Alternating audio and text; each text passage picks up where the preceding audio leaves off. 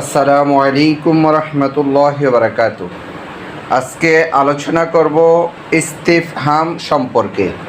ইস্তিফহাম কাকে বলে, কত প্রকার ও কি কি সেই সম্পর্কে, অথবা ইস্তিফহামের হরফ কি সেগুলো সম্পর্কে আজকে আলোচনা করব। তো ইস্তিফহামের আহকাম।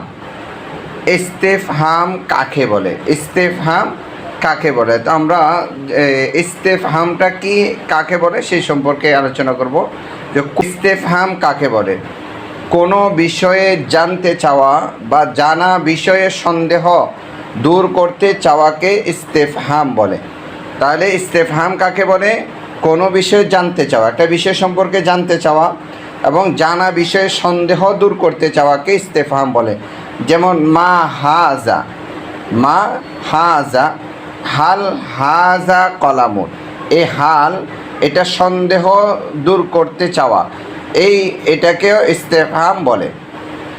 তাহলে ইহা কি বা ইহা কি একটি কলম, এই সম্পর্কে যে কথাগুলো বলা হয়েছে এটাকে বলা হয় ইস্তিফহাম।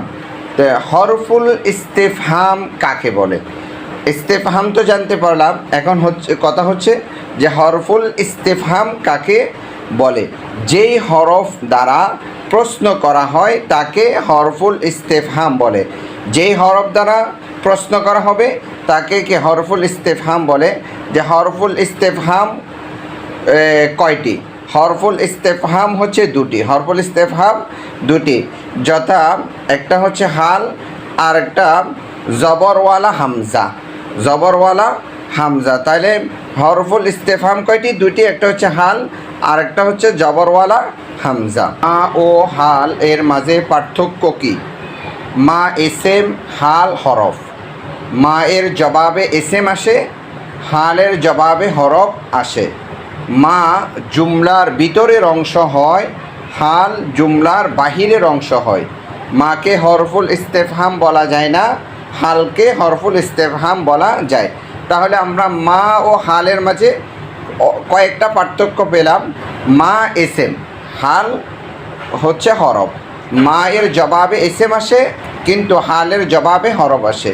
মা জুমলার ভিতরের অংশ হয় কিন্তু হাল জুমলার বাহিরের অংশ হয়। মাকে হরফুল ইস্তিফহাম বলা যায় না, হালকে হরফুল ইস্তিফহাম বলা যায়। প্রশ্নবোধক কালিমার কায়দা কি। প্রশ্নবোধক কালিমা সর্বদা জুমলার শুরুতে ব্যবহার হয়। তাহলে প্রশ্নবোধক কালিমার কায়দাটা কি, প্রশ্নবোধক কালিমা সর্বদা জুমলার শুরুতে ব্যবহার হয়। যেমন মা হাজা, এখানে মা জুমলার শুরুতে কি ব্যবহার হয়েছে, হাল হাজা কলামুন, এখানে হালটাও জুমলার শুরুতে ব্যবহার হয়েছে। ইস্তিফহামের হামজার কায়দা কি। ইস্তিফহামের হামজা জুমলা ইসমিয়ার মধ্যে আসলে খবর আগে চলে আসে। প্রশ্নের উত্তর কিভাবে দিতে হয়। প্রশ্নের উত্তর হরফুল ইজাব বা হরফুল নাফউ দ্বারা দিতে হয়। হরফুল ইজাব কাকে বলে, যে হরফ দ্বারা হ্যাঁ সূচক উত্তর দেওয়া হয় তাকে হরফুল ইজাব বলে। যেমন নাআম। হরফুল নাফউ কয়টি ও কি কি। হরফুল নাফউ তিনটি, মা লা ইন। তাহলে হরফুল নাফউ হলো তিনটি, মা লা ইন। হরফের এআরাব কি হয়, সকল হরফ সর্বদা মাবনি হয়।